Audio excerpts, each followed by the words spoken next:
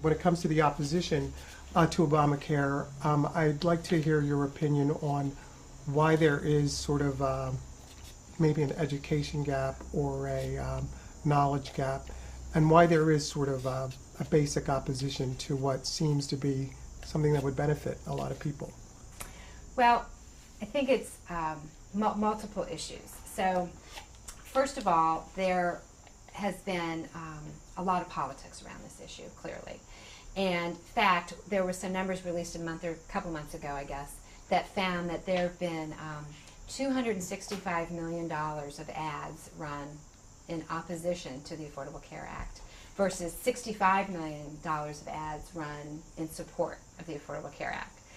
And most, if you fact-checked a lot of those ads that are against the Affordable Care Act, they wouldn't pass muster. So there has been so much just inaccurate information that has been pushed out into the public that it's pretty overwhelming.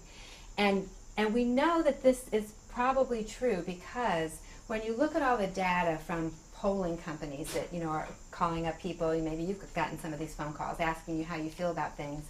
If you ask people how they feel about Obamacare, there is about a 50-50 split, for and against in this country, if you use that word. If you start asking people about all of the things in Obamacare, regardless of political party, there is overwhelming support for the contents, the factual contents of Obamacare.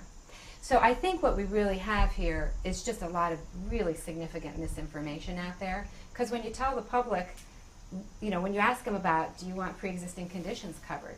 Do you want to end discrimination against women in the healthcare marketplace? Things like that, overwhelming support for what's actually in the law.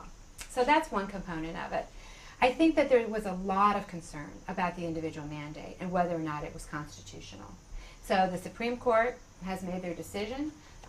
They have found that it is constitutional, and I think that that has changed the dialogue a little bit for some people.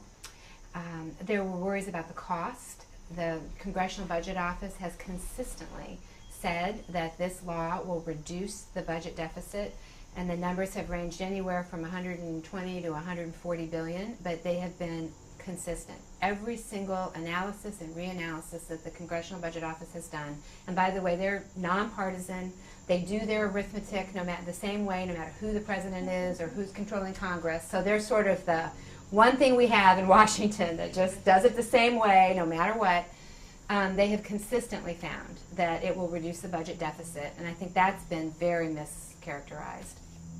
There's been concern about whether or not undocumented persons that are in the country would receive benefits from the Affordable Care Act, and they do not. Undocumented persons have absolutely nothing in this bill, and we will still have a significant problem. As a physician, I can tell you that no matter who comes to our emergency room, we take care of them. And we don't check immigration status. And so we will continue to have care that is provided to all people that we are going to have to figure out a way to pay for. And so there have been issues like that I think that have contributed to concern about it. The Affordable Care Act goes a long way, huge step forward to solving many of the problems in our healthcare system, but it doesn't solve them all. And there's still going to be a lot of work to do, for sure.